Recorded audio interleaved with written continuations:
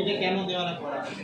এটা করা আছে একটা কারণেই, সেটা হচ্ছে যে আমরা এর মাধ্যমে একটা শিক্ষা লাভ করতে পারি। কীভাবে দেখো, এটা গাছ সাধারণত কী হতে পারে যে গাছ খাদ্য তৈরির জন্য কী কী লাগে, গাছ খাদ্য তৈরির জন্য কী লাগছে, সানলাইট লাগছে, সানলাইট মানে সূর্যের আলো। আর কি লাগছে, পাতায় পরিবেশ থেকে কী নিচ্ছে, পরিবেশ থেকে কী নিচ্ছে, কার্বন ডাই অক্সাইড দিচ্ছে তো। তাহলে আর পাতায় উপস্থিত পরিবেশের সাহায্যে একটা শর্করা জাতীয় খাদ্য তৈরি হচ্ছে। আচ্ছা, গাছ কি ত্যাগ করছে, গাছ ত্যাগ করছে কি, অক্সিজেন।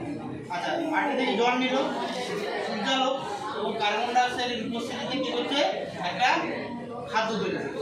ঠিক আছে, এবার কি হচ্ছে, যখন খাদ্যটা তৈরি করছে, খাদ্য তৈরি কি করছে, কার্বন ডাই অক্সাইডের নিচ্ছে আর অক্সিজেন ত্যাগ করছে।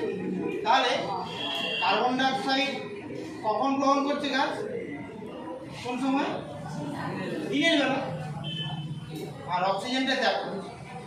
আর রাত্রিবেলায় কী করছে, কার্বন ডাই অক্সাইড ত্যাগ করছে, অক্সিজেন গ্রহণ করছে। তার জন্য আমরা বলি যে রাত্রিবেলায় গাছের তলায় যাওয়া উচিত, তাই তো।